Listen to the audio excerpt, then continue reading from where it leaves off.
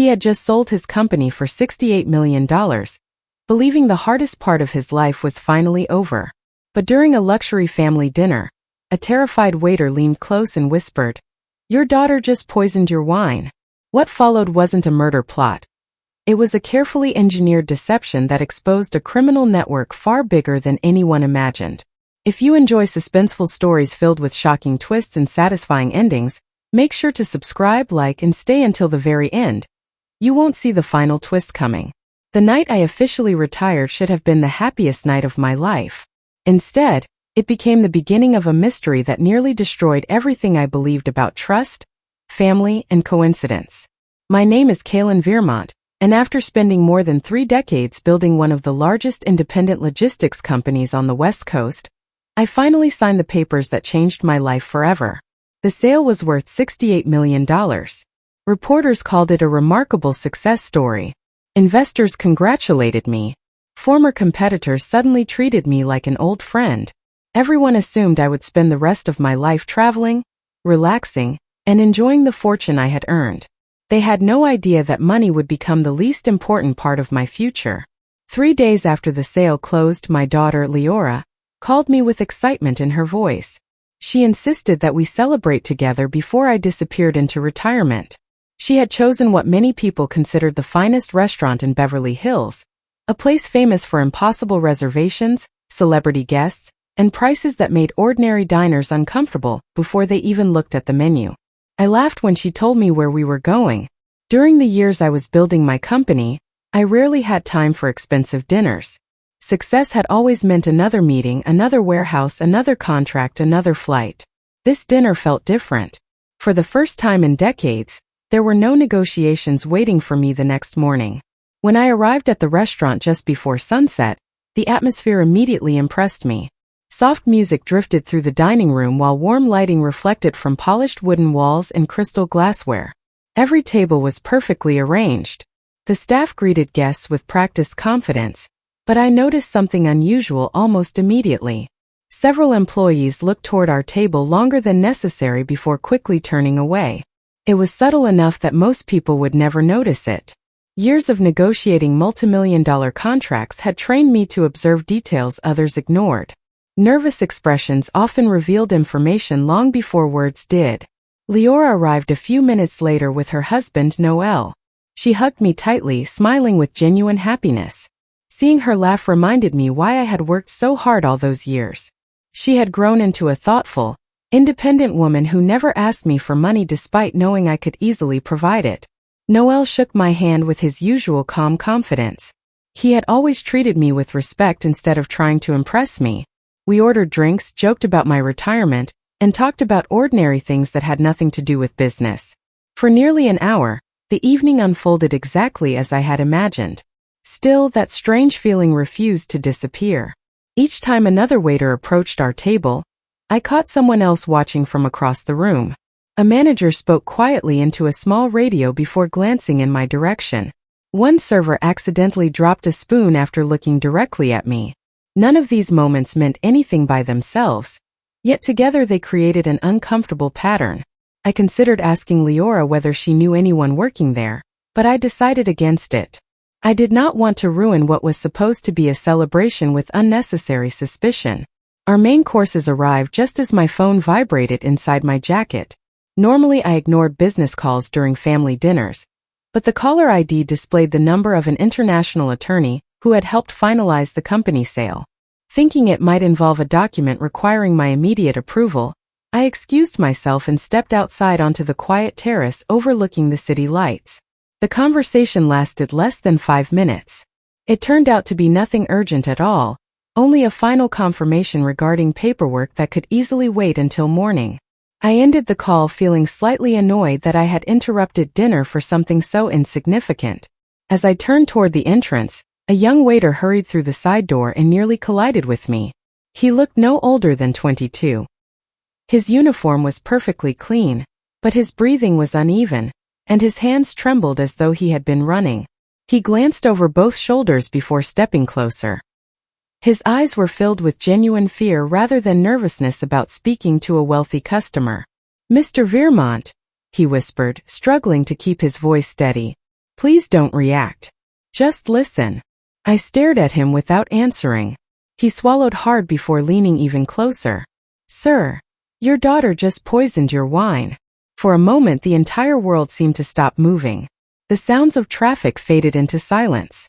Every instinct told me to rush back inside, grab the glass from the table, and demand an explanation from everyone in the room. But another instinct, the one that had protected me throughout countless negotiations and dangerous business situations, warned me that acting too quickly might be exactly what someone wanted. I looked into the young man's frightened face, searching for any sign that he was lying. Instead of satisfaction, I saw desperation. Without saying another word, he disappeared back through the kitchen entrance. I remained standing alone beneath the evening lights, one question echoing louder than every other thought racing through my mind. Why would a complete stranger risk everything just to warn me? I forced myself to take one slow breath before walking back into the restaurant. Every instinct screamed at me to grab the wine glass and demand answers, but panic had never solved a problem in business, and I doubted it would solve one now. If the waiter had been telling the truth, I needed evidence before anyone realized I had been warned. If he had been lying, I needed to know why. Either way, losing control would only benefit someone else. When I returned to our table, Leora smiled as if nothing unusual had happened. She was telling Noelle about a vacation she wanted us to take together the following spring. She looked relaxed, completely unaware that a stranger had just accused her of trying to kill me. For a brief moment I hated myself for even allowing the thought to enter my mind. This was my daughter. I had watched her grow from a curious child into a capable woman. I had trusted her with decisions that involved millions of dollars. The idea that she would suddenly poison me was impossible to accept. Yet impossible things sometimes happened. You look serious, Leora said with a small laugh. Was the business call really that bad? Nothing important, I replied, forcing a smile. Just paperwork. The waiter assigned to our table approached and carefully refilled everyone's water glasses. My wine remained untouched exactly where I had left it. I picked it up, raised it toward my lips, then pretended to take a sip while tilting the glass just enough that the wine never actually entered my mouth. Years earlier I had learned a simple illusion during a charity wine tasting event. Tonight that useless party trick suddenly became invaluable. Nobody reacted. Noelle continued describing a new home renovation project. Leora asked whether I planned to keep my old office after retirement. Their conversation flowed naturally. Neither of them watched me closely enough to suggest they were waiting for the wine to take effect. If this was some elaborate murder attempt, they were extraordinary actors. As dinner continued, I quietly wrapped my linen napkin around the stem of the wine glass whenever I touched it, making sure my fingerprints would remain undisturbed. When dessert arrived, I excused myself once again, this time claiming I needed fresh air after such a large meal.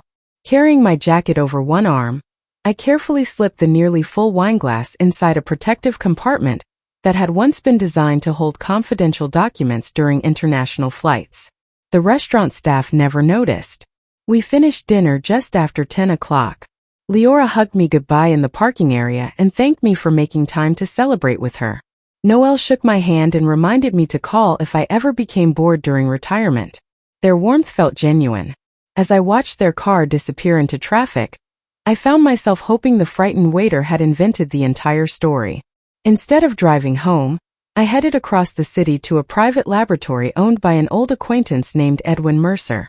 Edwin had spent years consulting for pharmaceutical companies before opening an independent forensic testing facility. More importantly, he understood the value of discretion. At nearly 11 that night, he answered my call personally. After hearing only the words urgent and confidential, he agreed to meet me immediately. His laboratory occupied the second floor of a quiet industrial building far from Beverly Hills. Bright white lights illuminated stainless steel workstations lined with sophisticated testing equipment. Edwin greeted me wearing a lab coat over casual clothes, clearly surprised by my expression. "You look like you've seen a ghost," he said. "I hope I haven't," I answered, placing the protected wineglass on his examination table. "Tell me exactly what's inside this." He asked no unnecessary questions. For the next 2 hours I watched him work in complete silence. He collected samples, prepared chemical analyses, and compared the results against an extensive database of known toxins. Every minute felt longer than the last. I imagined dozens of possibilities, each darker than the previous one. If poison appeared in the results, my entire understanding of the evening would collapse.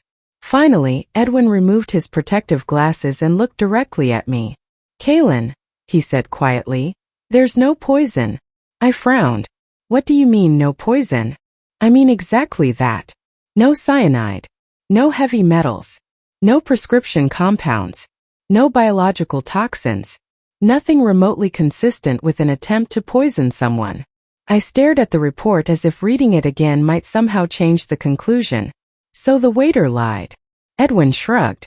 Either he lied, or he believed something that wasn't true. Neither answer satisfied me. The next morning I called the restaurant and requested to speak with the general manager. I explained that I had accidentally left an expensive fountain pen behind, and asked whether I could review the previous night's security footage to identify where I had last used it. The story was believable enough that the manager agreed after confirming my identity. By early afternoon I sat inside a small office watching recordings from multiple cameras positioned throughout the dining room. The footage revealed something unexpected. When I stepped outside to answer my phone, my table remained perfectly visible from two different camera angles. Leora never touched my wine glass. Noelle never touched it either. They continued talking while waiting for me to return. The young waiter who had warned me appeared only briefly as he carried a tray across the room. He never approached our table. He never looked at my glass. He barely glanced in our direction. Then another figure entered the frame. A man wearing a gray maintenance uniform walked through a service corridor that should have been restricted to employees. He carried a toolbox in one hand and kept his head lowered beneath a dark cap. He paused near the entrance leading toward our private dining area for less than a minute before disappearing through another door. None of the restaurant staff acknowledged his presence. "Who is that?"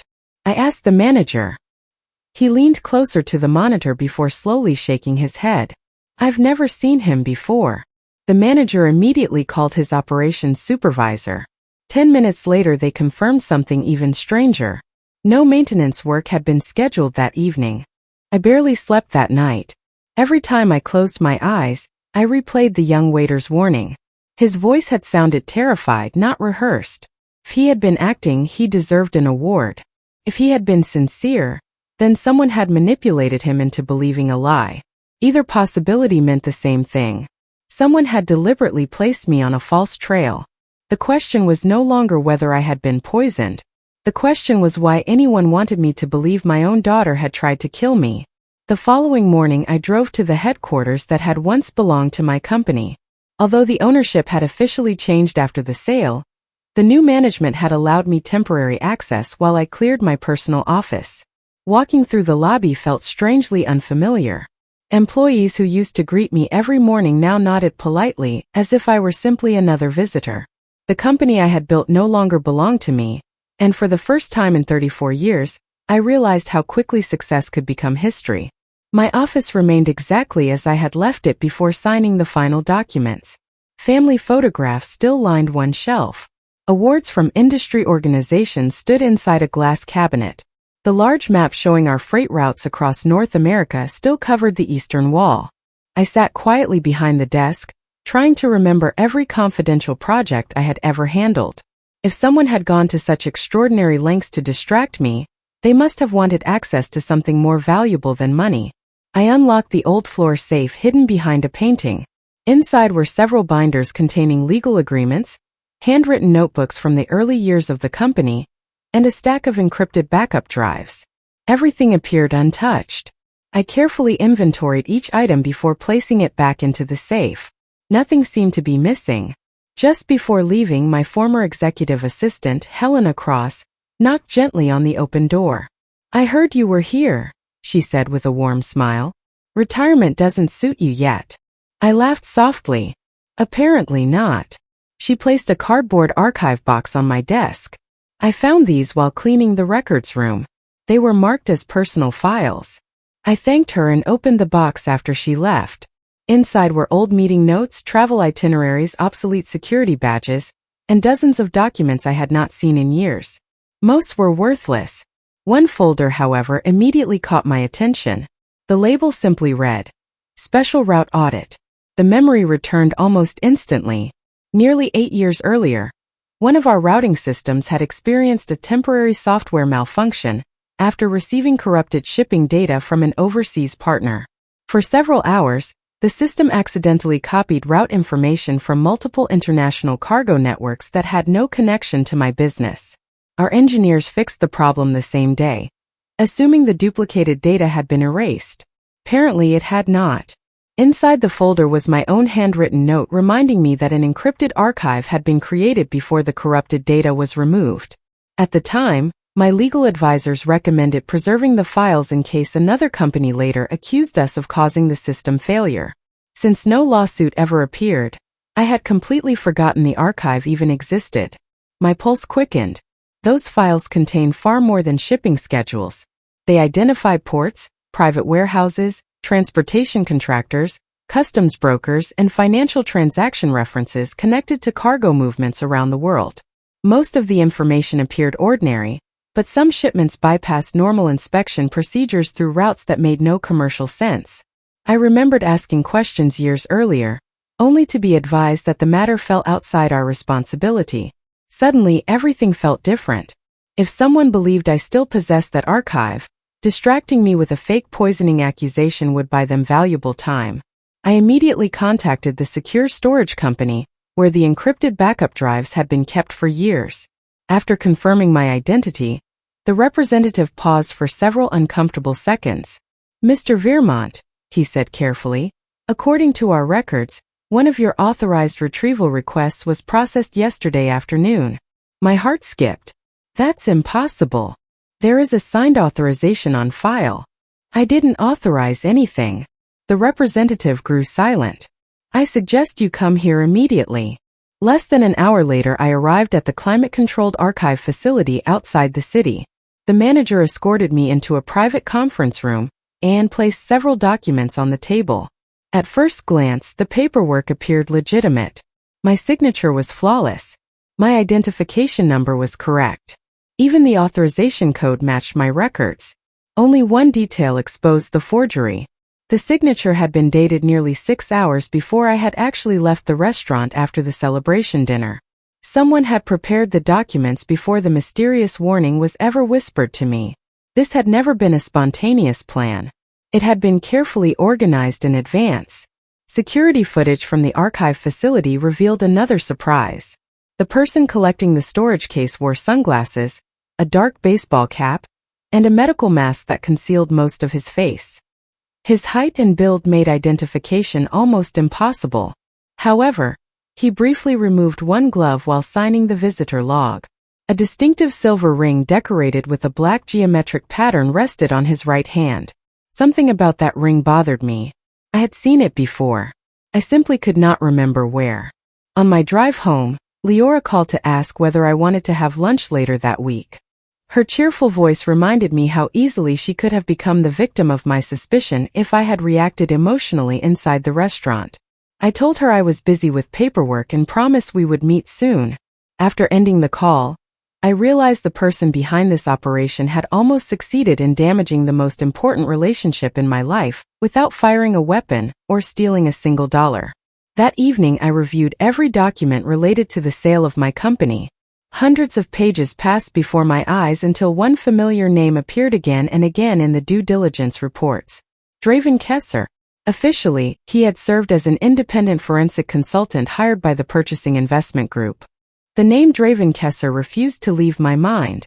During the sale of my company, he had presented himself as nothing more than an experienced forensic consultant hired to verify assets, inspect compliance records, and ensure the acquisition contained no hidden liabilities. We had spoken only a handful of times, and every conversation had remained strictly professional. Looking back, however, I remembered something that had seemed insignificant at the time. Draven had never asked many questions about the value of my company. Instead, he had shown an unusual interest in historical shipping archives, retired software systems, and encrypted backup procedures. I had assumed he was simply being thorough. Now those conversations felt completely different. I opened every digital folder I still possess from the acquisition process and carefully reviewed months of correspondence. Most emails contained ordinary legal discussions, financial schedules, and contract revisions.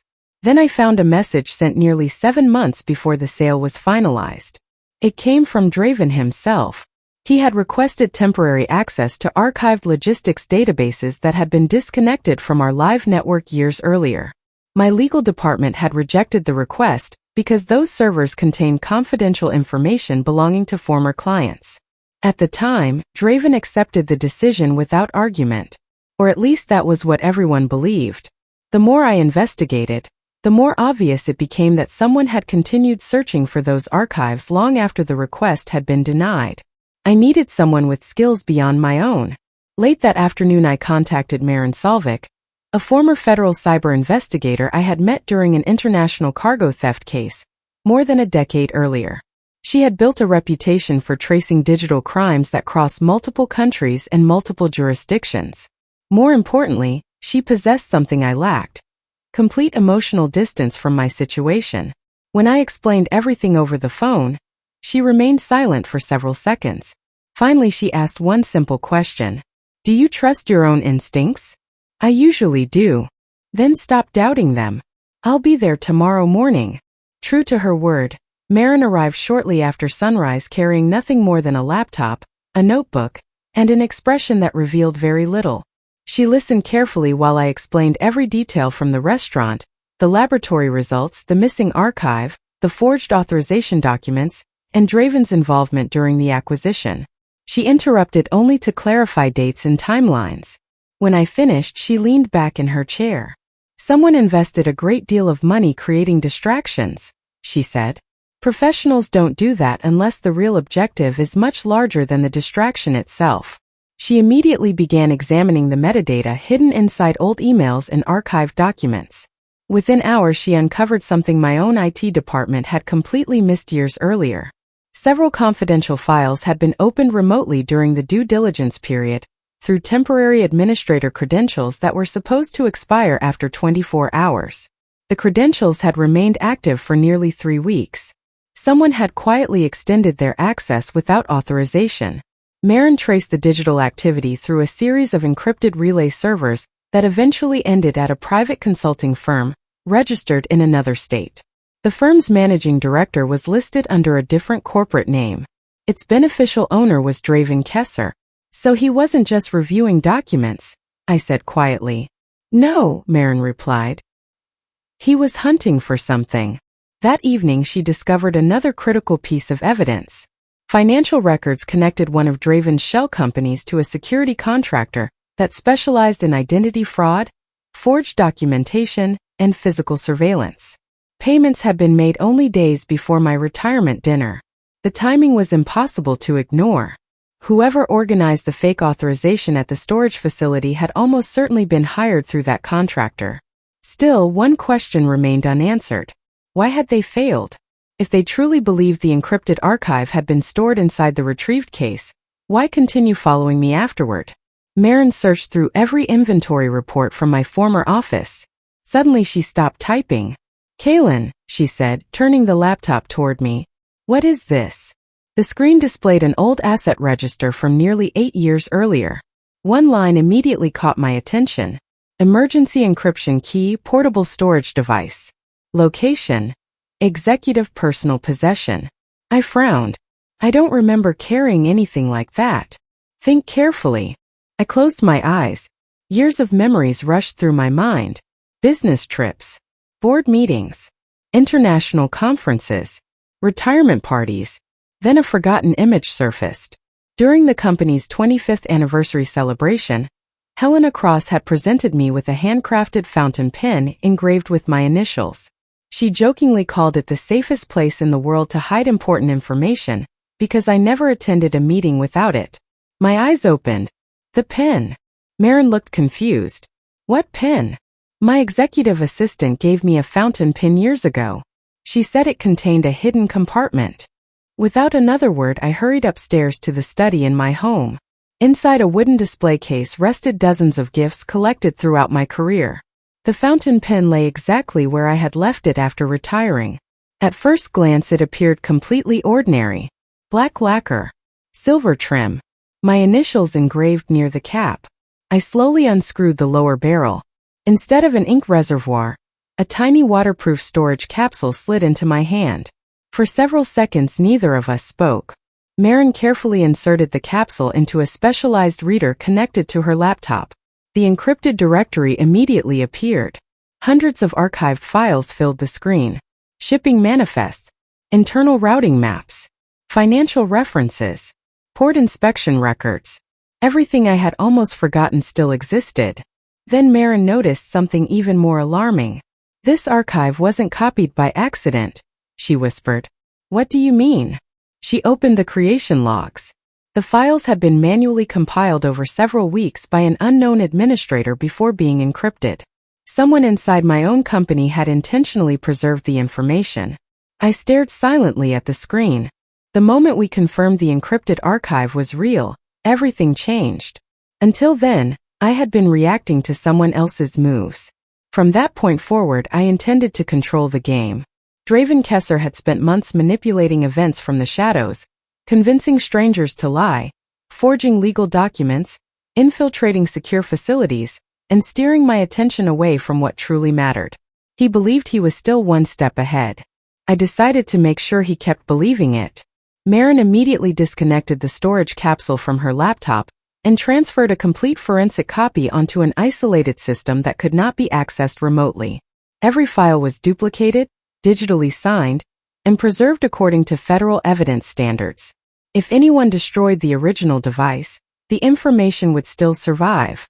Watching her work reminded me why I had called her instead of trying to solve everything alone. "We're done protecting the files," she said calmly. "Now we protect you." That afternoon she contacted 2 federal investigators she had worked with years earlier. Rather than giving them the archive itself, she explained that an organized group had attempted identity fraud, illegal data theft, and the possible obstruction of an ongoing criminal investigation. Within hours we were sitting inside a secure government office answering questions from agents who quickly realized the situation extended far beyond corporate espionage. One investigator, Special Agent Owen Reddick, examined the preliminary evidence without interrupting. When he finished reviewing the forged authorization documents and surveillance photographs from the storage facility, he folded his hands together. "Mr. Veermont," he said, "if these files contain what you believe they contain, someone has committed multiple federal crimes trying to recover them." "I don't care about revenge," I answered. "I want this to stop." He nodded. "Then we'll need him to make a mistake." The plan was surprisingly simple. We would allow Draven to believe I still possessed the only existing copy of the encryption key. Maren created carefully monitored communications that suggested I had become nervous enough to negotiate privately rather than involve law enforcement. Through intermediaries connected to one of Draven's consulting companies, word quietly spread that I wanted to reach an agreement before releasing anything publicly. The response arrived less than 24 hours later. A single encrypted message. No greeting. No signature. Only a location and a time. Abandoned Pier 18. 9 o'clock Friday night. Come alone. Special Agent Reddick smiled when he read it. He took the bait. Friday evening arrived with heavy clouds covering the city. The abandoned freight terminal beside Pier 18 had once handled thousands of shipping containers every week before newer facilities replaced it years earlier. Rust covered the steel framework. Empty warehouses stretched across the waterfront, interrupted only by rows of silent loading cranes standing like forgotten monuments to another era. Ironically, some of my own company's trucks had once operated there every day. At exactly 9 o'clock I walked into the largest warehouse carrying only the fountain pen inside my jacket pocket. Hidden transmitters placed by federal agents recorded every sound inside the building. Surveillance teams occupied nearby rooftops, cargo containers, and maintenance buildings. None of them were visible from where I stood. For several long minutes nothing happened. Then footsteps echoed across the concrete floor. Draven Kesser emerged from the darkness wearing a charcoal overcoat and black leather gloves. His calm expression suggested he considered this meeting a formality rather than a risk. "You finally remembered what you were carrying," he said. "So it was never about my company." He smiled faintly. Your company was merely the door. His confidence irritated me more than I expected. You arranged the dinner. Yes. You hired the fake maintenance worker. Correct. The forged documents. He nodded again. And the waiter? Draven's expression remained unchanged. He was useful because frightened people are believable. So you convinced him my daughter poisoned my drink. I convinced him someone intended to poison you. The rest happened naturally. Hearing him admit it aloud made my stomach tighten. An innocent young man had been manipulated into spreading a lie that could have destroyed my family forever.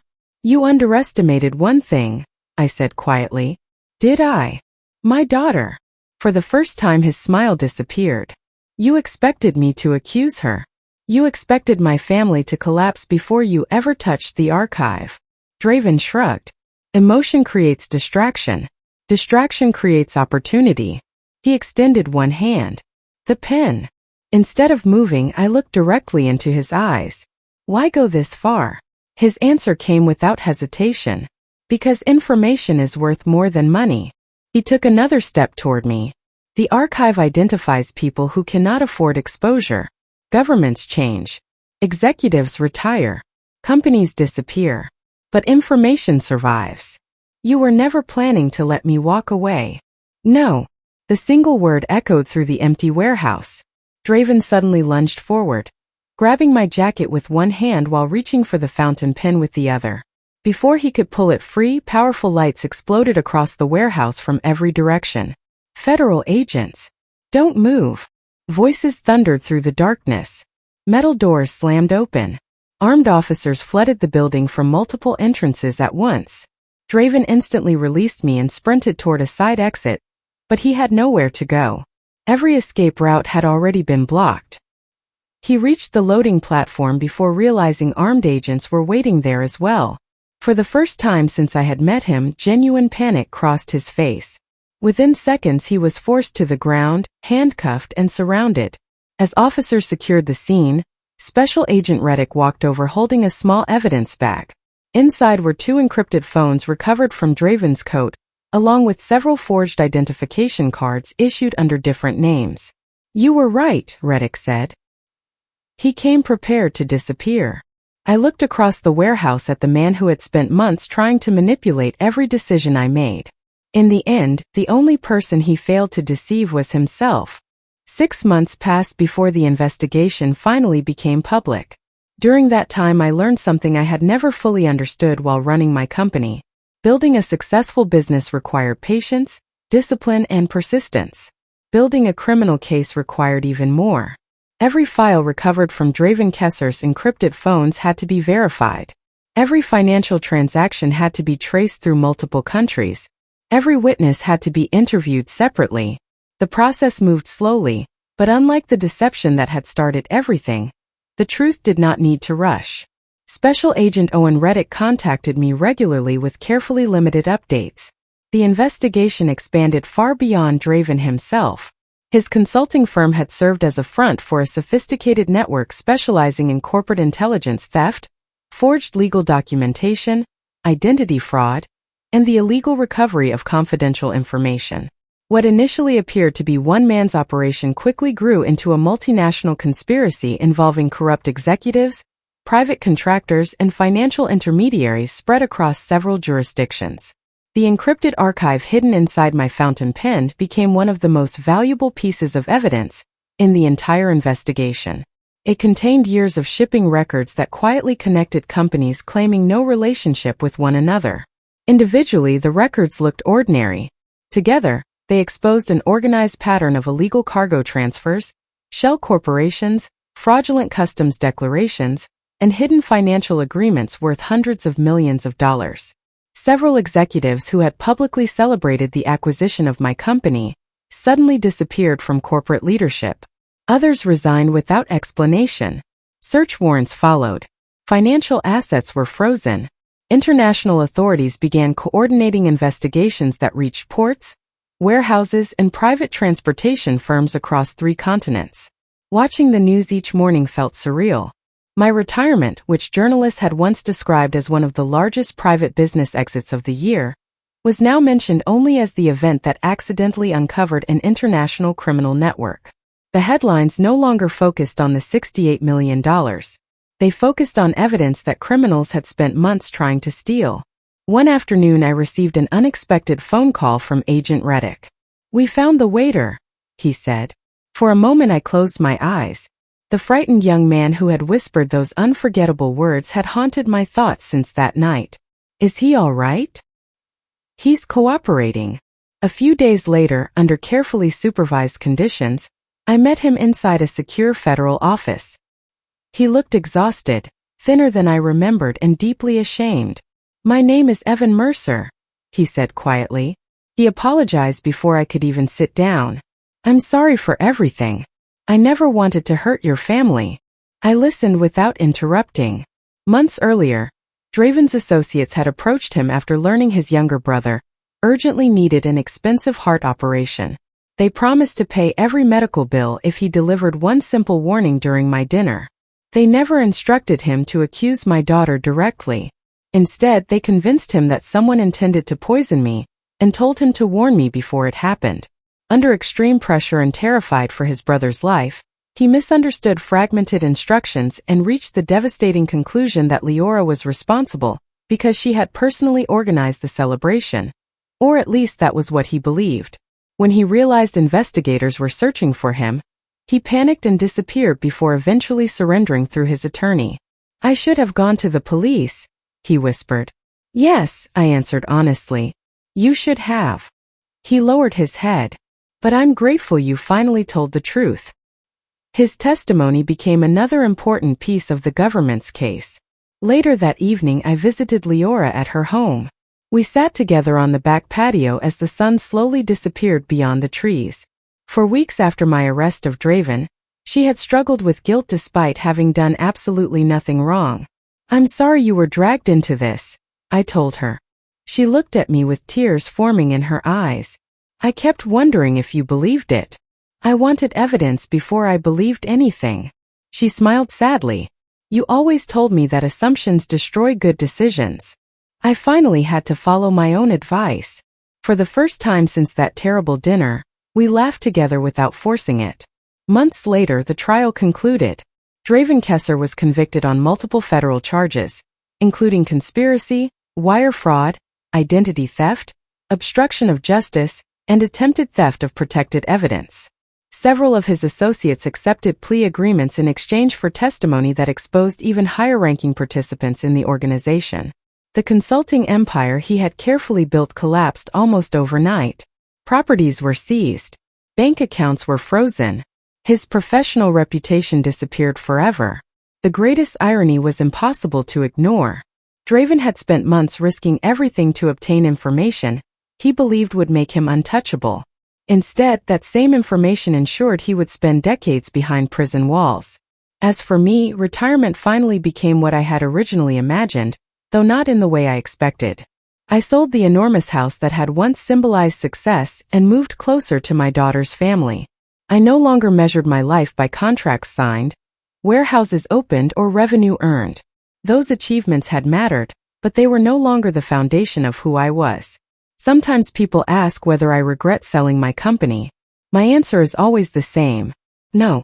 Selling the business did not create my problems. It revealed them. If I had never retired, I might never have discovered the hidden archive, the conspiracy surrounding it, or the people willing to destroy innocent lives for information. Most importantly, I might never have realized how easily fear can manipulate good people when they accept a story without demanding proof.